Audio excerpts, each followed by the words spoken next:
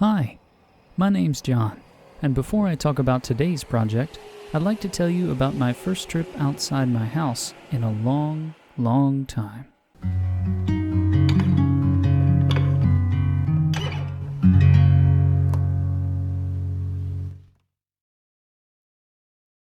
It had been months since my wife and I had left our apartment to go anywhere but the grocery store.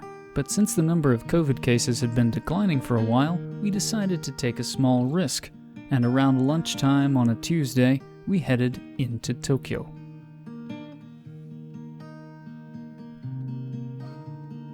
After about an hour on the train, we arrived in Nakameguro, a southwestern ward of Tokyo, home of the famous Tokyo Starbucks Reserve Roastery. There are only 6 of these in the world, each with its own unique design and atmosphere.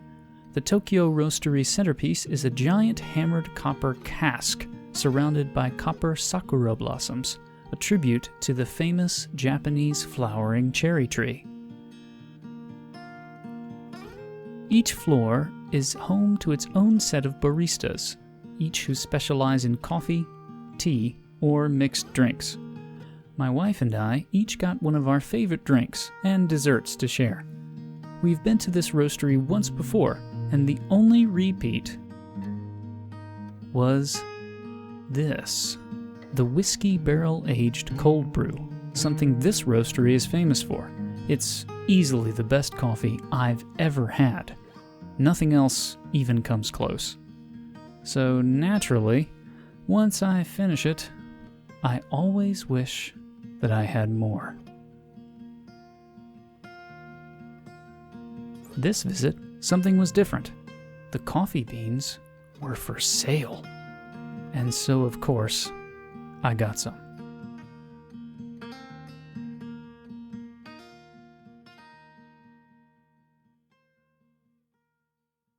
Since I was changing from my normal beans, I needed to disassemble and clean my coffee grinder.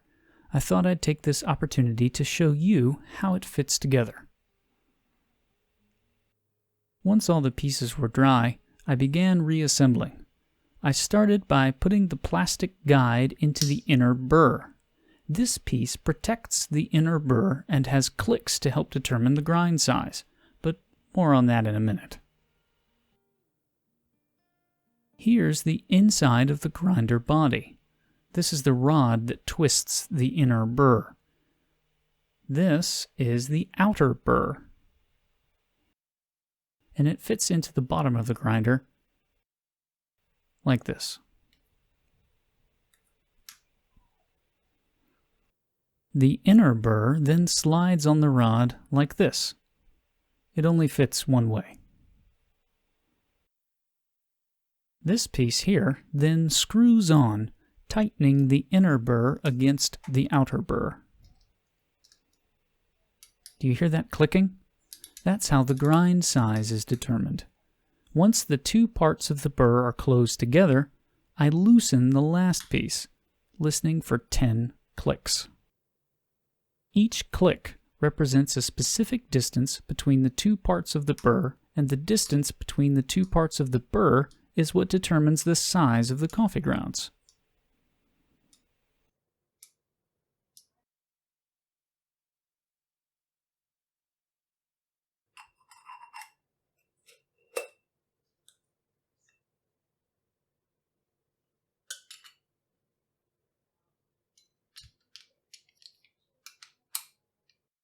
Now that it's all back together, we're ready to brew. I knew coffee this special deserved special treatment, so my typical brewing method wouldn't cut it this time. I decided on a cold brew method, which requires a coarser grind and a much longer waiting time. First, I weighed the beans. This helped me determine exactly how much water I needed.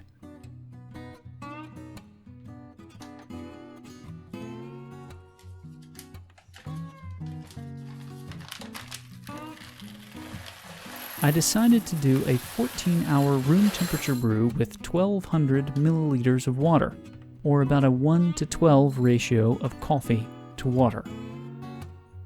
This makes a strong coffee, strong enough to have a lot of flavor, but not so strong that I would need to dilute it.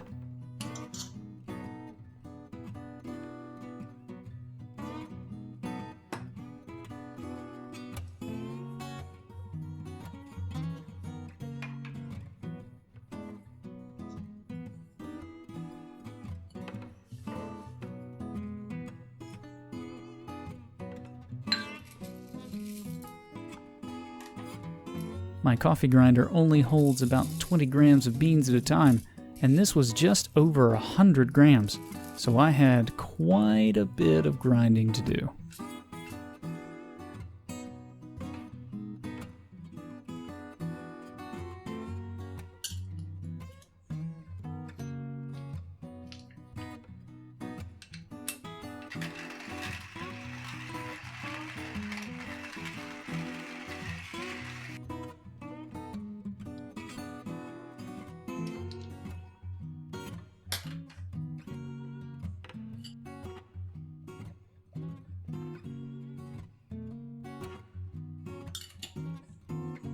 Once the beans are ground, I put them into this filter basket.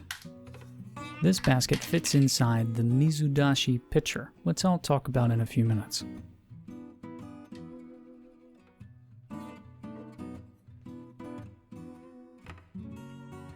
Once I finished the first grinder full, before I put the grounds into the filter basket, I checked to make sure the grounds were the right size, that the coffee was ground coarsely enough.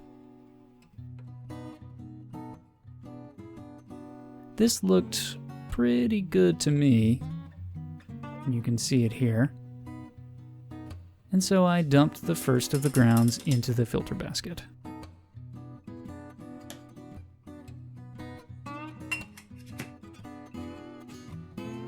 Then, you guessed it, it was time to grind again.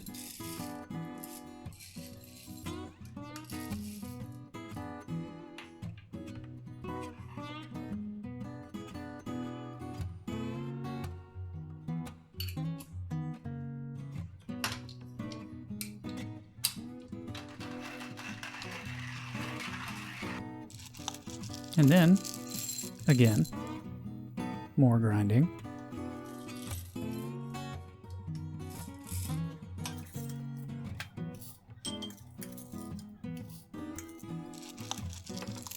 And more grinding. And more grinding. There was a lot of grinding.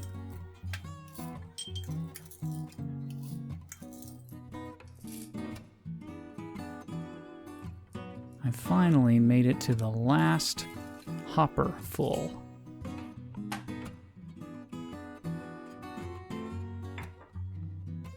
At this point, I was getting tired of turning this thing.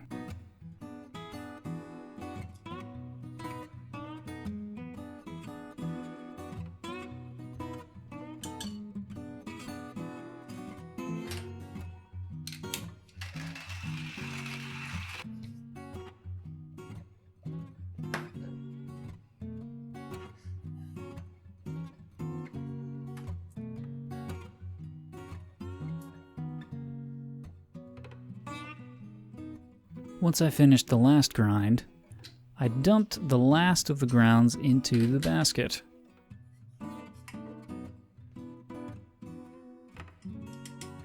I tapped it to make sure I'd gotten everything out of the grinder. Whew, it seemed like this was the perfect amount of coffee for this filter basket. Another few grams and it wouldn't have fit. Now, it was time to add the water.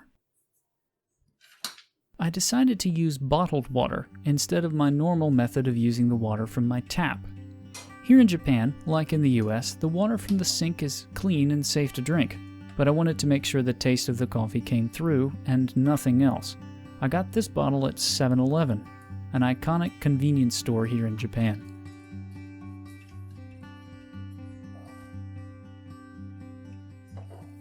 The brewer I'm using here is a Hario Mizudashi, a pot specifically designed for making cold brew coffee. I'll put a link in the description, if you're interested.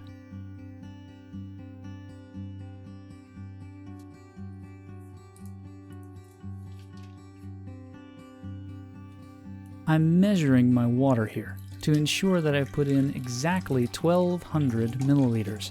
I also timed this process carefully. I wanted to make sure that I left the coffee out for a specific amount of time. I took notes on the whole process. Here's a shot of my notebook.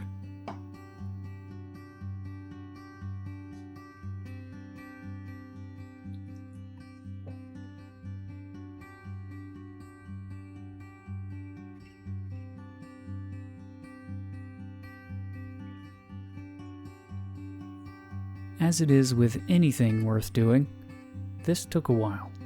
You might hear my wife in the background a few times. She was teaching in the next room while I did this.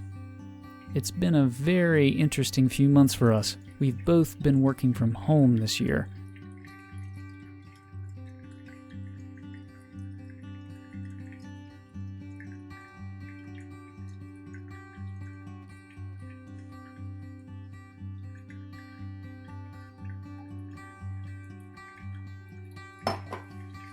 Once I added the first few hundred milliliters of water, I pulled out a chopstick to stir the grounds. This helps ensure that all the grounds get evenly wet.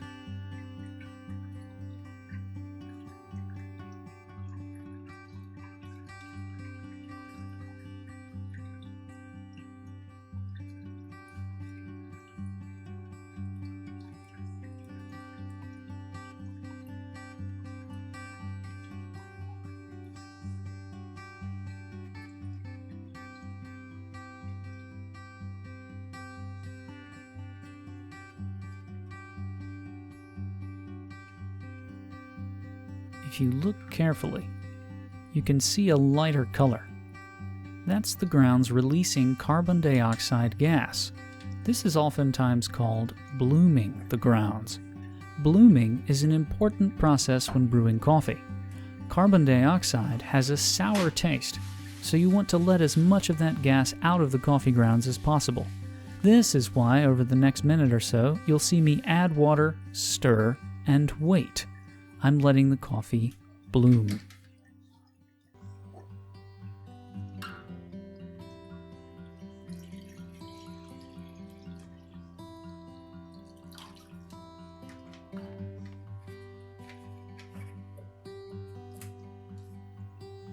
Cold brew coffee extracts flavors very slowly over a period of anywhere from 8 to 24 hours.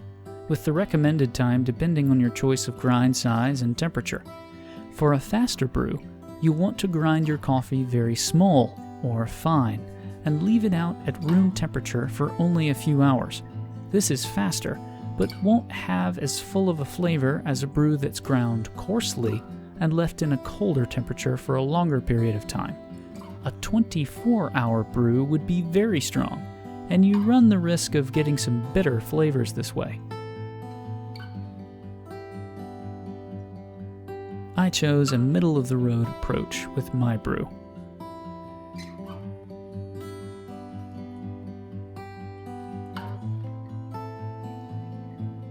Once I'd finished adding water, it was time to let it sit.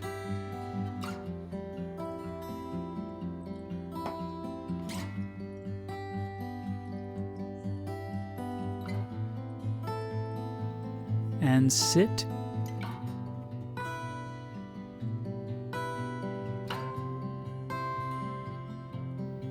And sit.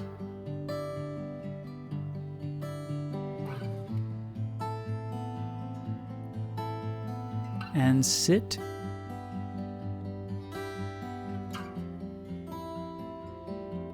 All through the night until the next morning.